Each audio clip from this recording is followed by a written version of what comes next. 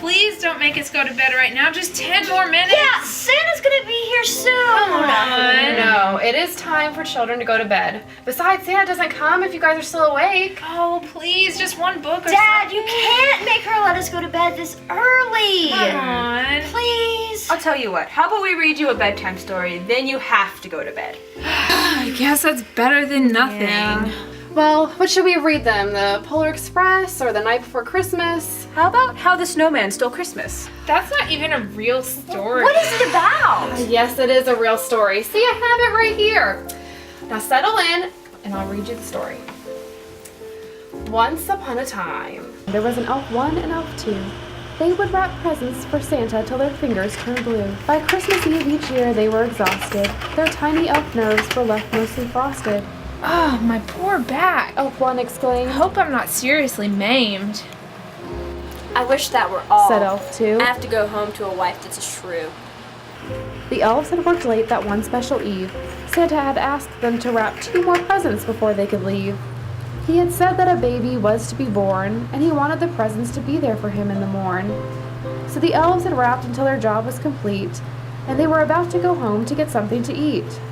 But suddenly, a knock came from the workshop door, Hello! said a voice with a thundering roar. Why don't you two open up? I brought some hot chocolate and cookies for us to sup.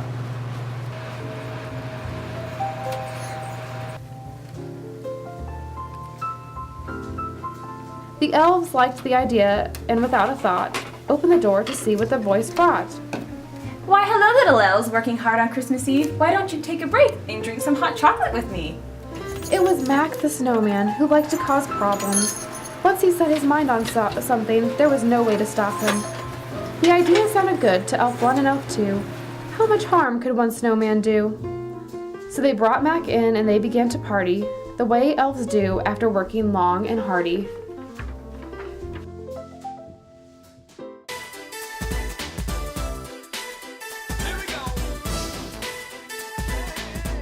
They ate and they drank until their tummies were filled. Then the elves slipped into a sugar coma, they were so thrilled. Haha. The joke's on them. I'm limitless in my sugar intake. Max spied the presents they had been wrapping, and he snatched them both up as the elves were napping. I'm tired of getting lumps of coal in my stocking. I'll steal these presents and that should get Santa balking, Honey, I'm home. he said with a smile. I have the presents from Santa's workshop that I acquired in style. I fed them the hot chocolate and cookies that you make, and then they fell asleep and I took the presents unafraid. You fool! Jill yelled with a slap. The elves will wake up from their sugar-induced nap. They'll come here to find the presents in our midst, and then forever we'll be on Santa's naughty list. I know. We'll pretend like these are our baby. Maybe the elves won't suspect a thing. Just maybe. Mac, you would be starving and left out in the cold if there were no woman to run this household. Now get back to the workshop and act like you never left. Maybe the elves won't suspect your theft. So Mac fled back as the elves were waking up for their slumber. He pretended he knew nothing of his tricky little number. That was a great nap.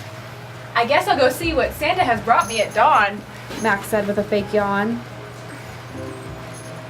That snowman! He's stolen our presents! He's stolen our goods! We're gonna get fired and have to live in the hood. 2 said. Let's go after him. Let's show him how elves can get rough. 1 said with a huff. The elves ran back to the snowman's house when they heard Jill squeaking like a mouse. My wife's in labor. She's having twins on Christmas. That's never ideal. You're lying! We know the tricky things snowmen do. Said Elf 2. I promise, if you've been beguiled, I'll personally rip open this child. With that, the elves thought they were serious and left the home a little bit delirious. Hey, we forgot to wish the new babies Merry Christmas. 1 said, trying to rid 2 of his grimace. No, stop. He's asleep. If you wake him, he will The weep. elves bent down and pulled back the blanket, the 2 Christmas presents lying there misshapen. I'm sorry. I just didn't want coal for me and my wife. The elves saw that Mac was sincere, Well, it looks like both of the presents are safe. and they decided to spread just a little Christmas cheer. We'll forgive you if you promise to behave. Mac smiled a big snowman's grin. He was going to be good now through thick and thin. When the elves got back to the workshop that night, an angel came to them with a bright light. He told them he knew where the presents were going. Just find the place where the star was glowing. The elves followed the star to where baby Jesus lay and placed their gifts by the manger right on time for Christmas Day. The end. And that, my children, is the true story of Christmas. That was such a cool story. I wish I could be an elf. But Mom, Dad, I thought the angels came to the shepherds, not elves. No, the story wouldn't make any sense with shepherds. Now enough stalling, you two. Settle in and go to bed. Mom, did Mac and Jill get cold for presents again? No, they changed their ways in quite a hurry, and they landed on Santa's nice list. Don't you worry.